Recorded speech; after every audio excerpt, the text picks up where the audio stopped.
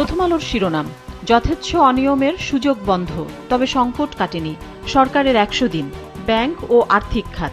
প্রতিবেদনে বলা হয়েছে, ক্ষমতাচ্যুত আওয়ামী লীগ সরকারের আমলে বেশি ক্ষতি হয়েছিল আর্থিক খাতে। এখন পর্যন্ত এই খাতেই দৃশ্যমান উদ্যোগ বেশি।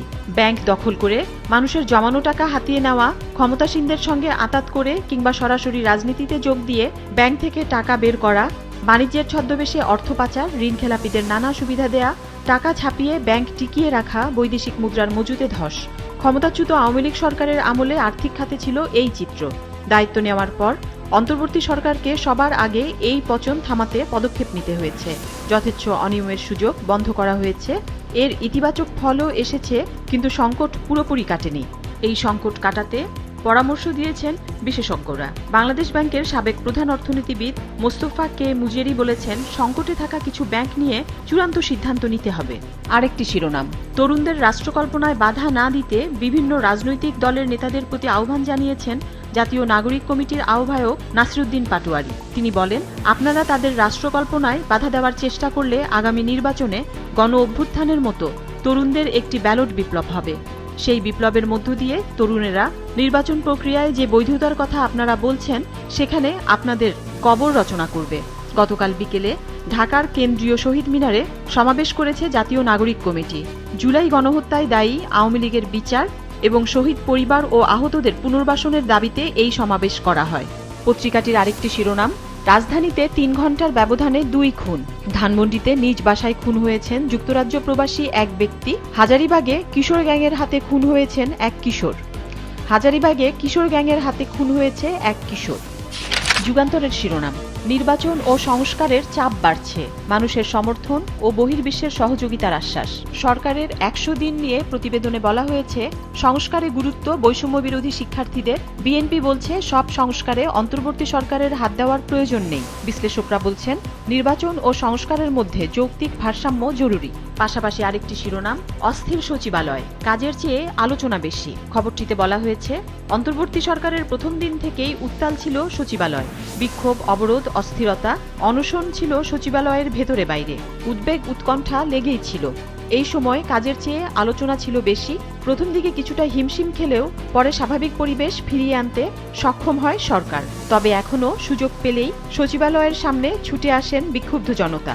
রাজনৈতিক পরিস্থিতি নিয়ে শিরোনাম, ইতিবাচক রাজনীতির বার্তা বিএনপির। টার্গেট ত্রয়োদশ সংসদ নির্বাচন। মনোনয়ন প্রত্যাশীরা এলাকামুখী, পৌঁছে দিচ্ছেন হাইকমান্ডের প্রতিশ্রুতি। তারেক রহমানের ইতিবাচক ও পরিবর্তনের রাজনীতি আশার সঞ্চার করেছে বিশ্লেষকদের মত। আরেকটি শিরোনাম, গুম খুনের শেষ দেখে ছাড়ব, আইন উপদেষ্টা। অন্তর্বর্তী সরকারের আইন, বিচার ও সংসদ বিষয়ক উপদেষ্টা আসিফ নজরুল বলেছেন, ফ্যাসিবাদের শেকড় অনেক দূর ছড়িয়েছে। ফ্যাসিস্টের শেকড় এতটাই গভীরে চলে গেছে যে এর বিরুদ্ধে লড়াই সহজ নয়। ১৫ বছরের ফ্যাসিবাদের শেকড় কয়েক সপ্তাহে মোকাবিলা করা কঠিন, তবে আমরা থেমে থাকব না। তবলিগ জামায়াতের দুই পক্ষের বিরোধ নিয়ে শিরোনাম, সাতপন্থী লাখো মুসল্লির জুমা আদায়। কাকরাইল মসজিদ এলাকায় জোরদার নিরাপত্তা। অন্তর্বর্তী সরকারের ১০০ দিন ঘিরে বিশেষ আয়োজন প্রকাশ করেছে সমকাল। এর প্রধান শিরোনাম, সারছে অর্থনীতির ক্ষত, অস্বস্তি বাজারে। ছোট ছোট শিরোনামে বলা হয়েছে, বড় সাফল্য রেমিটেন্সে, অস্থির ডলার বাজারে কিছুটা স্বস্তি, আশা জাগিয়েও দিশাহীন শেয়ার বাজার। গতি এসেছে রপ্তানিতে, বিনিয়োগ ও কর্মসংস্থানে সুখবর নেই, সরকারি উন্নয়ন কাজে ভাটা। আরেকটি শিরোনাম, রাজনৈতিক দল সরকারের সম্পর্ক টকঝাল মিষ্টি। কূটনীতি নিয়ে শিরোনাম, দিল্লি নির্ভরতা কমেছে, বেড়েছে ওয়াশিংটনে। রাষ্ট্র সংস্কার নিয়ে শিরোনাম, ৬ কমিশনে বেড়েছে গতি, আসছে নিত্য নতুন প্রস্তাব। দুর্নীতি বিষয়ে দুদকে মামলার অনুসন্ধানে হঠাৎ গতি। জুলাই গণহত্যা, ট্রাইব্যুনালে অভিযোগ ৮০, তদন্ত শুরু হয়নি কোনোটারই। পাশাপাশি ছাপানো হয়েছে দুটি বিশেষ অভিমত। আনু মোহাম্মদ বলেছেন, ৭১-এর ধারাবাহিকতা ২৪-এর গণ অভ্যুত্থান। আর প্রধান উপদেষ্টার প্রেস সচিব শফিকুল আলম বলেছেন, গণহত্যাকারীদের বাদ দিয়ে আওয়ামী লীগ রাজনীতিতে আসুক। বাংলাদেশ প্রতিদিনের শিরোনাম, উচ্চ সুদে বিপর্যস্ত ব্যবসা।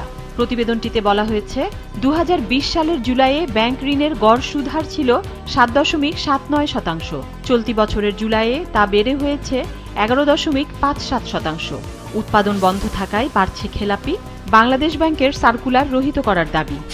দৈনিক কালবেলার শিরোনাম, ভারতীয় গ্রিড ব্যবহার করে দেশে এলো নেপালের বিদ্যুৎ। বাংলাদেশে পরীক্ষামূলকভাবে ১২ ঘণ্টার জন্য বিদ্যুৎ সরবরাহ করেছে নেপাল।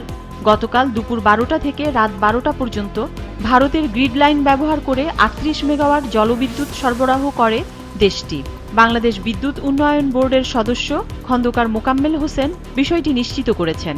তিনি জানান, চুক্তি অনুযায়ী নেপাল থেকে জলবিদ্যুৎ আমদানি করা হবে আগামী বছর 15 জুন থেকে 15 নভেম্বর পর্যন্ত। আরেকটি শিরোনাম, জ্বালানি সংকটে সরকারি বিদ্যুৎ কেন্দ্রগুলো। বেসরকারি খাতের দুটি বড় বিদ্যুৎ কেন্দ্র উৎপাদনে যেতে প্রস্তুত হলেও বর্তমানে গ্যাসের অভাবে পারছে না। কালের কণ্ঠের শিরোনাম, শিক্ষাঙ্গনে এখনও শৃঙ্খলা ফেরেনি। নানা ইস্যুতে আন্দোলনে শিক্ষার্থীরা, সচিবালয় ঘেরাও। এখনও ফ্যাসিস্ট মুক্ত হয়নি শিক্ষা প্রশাসন। ট্রমা কাটতে না কাটতেই শিক্ষার্থীদের ঘাড়ে বোঝা। দৌরাত্ম্য বেড়েছে কোচিং প্রাইভেটের। বেতন ভাতা নিয়ে শিক্ষকদের অসন্তোষ। আরও রয়েছে, বছরের শুরুতে অর্ধেক বইও পাবে না শিক্ষার্থীরা। সবেমাত্র দরপত্র আহ্বান 10ম শ্রেণীর। 9ম শ্রেণীর দরপত্র এই সপ্তাহে। 4র্থ থেকে 8ম শ্রেণীর দরপত্র মূল্যায়ন শেষে কার্যাদেশের অপেক্ষা। সময় আছে 45 দিন। ছাপতে হবে 35 কোটি বই। আরেকটি শিরোনামে রয়েছে, বিনামূল্যের বই ঘিরে শঙ্কার মেঘ। বছরের শুরুতে কোনোভাবেই পুরো বই ছাপার সুযোগ নেই, অথচ এনসিটিবি বলছে তারা পুরো কাজ শেষ করবে। অন্য প্রসঙ্গে শিরোনাম, জামায়াত 71-এ স্বাধীনতা যুদ্ধের বিরুদ্ধে ছিল না, বলেছেন দলটির আমির ডাক্তার শফিকুর রহমান। গতকাল একটি বেসরকারি টেলিভিশন চ্যানেলে প্রকাশিত সাক্ষাৎকারে এমন দাবি করেন তিনি।